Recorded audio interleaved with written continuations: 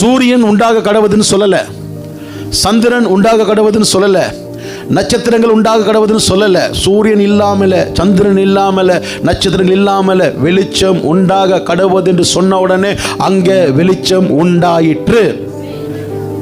அதே போலதான் ரட்சிக்கப்பட்ட நாமும், நான் ரட்சிக்கப்பட்டேன்னு சொல்றதுல உபயோகம் இல்லை.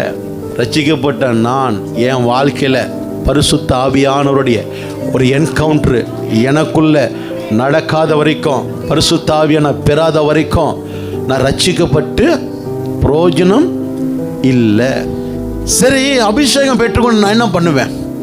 நிறைய பேருக்கு தெரியல. ஆவியானக்குள்ள வாங்க அப்படின்னு கேட்டிங்கன்னா வேதம் சொல்லுது, வனாந்திர வழியாய் நீங்கள் யார் வீட்டுக்கு போய், நீங்கள் போகிற வீடு தரித்திரம் பிடிச்ச வீடாக இருந்ததுன்னா, சாபம் நிறைந்த வீடாக இருந்ததுன்னா, பாவம் நிறைந்த வீடாக இருந்ததுன்னா, நீங்கள் போனீங்கன்னா அந்த வீடு பரிசுத்தமான வீடாக மாறிடும், ஐஸ்வர்யம் உள்ள வீடாக மாறிடும், ஆசீர்வாதம் வீடாக மாறிடும்.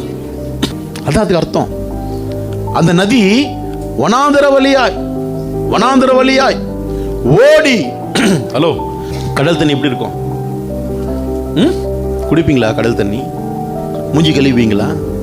சில பேர் கடல் நல்லா குளிப்பாங்க, வெளியே வந்தோடனே கொஞ்ச நேரம் கூட அவங்க நல்லதில் குளிக்கலாம், அவங்களால இருக்க முடியாது. கடல் பெருசா நதி பெருசா? அந்த நதி போய் கடல்ல விழுமா? கடல்ல விழுந்த உடனே விழுந்த பின்பு அதன் தண்ணீர் ஆரோக்கியமாகுமா? such a blessed one.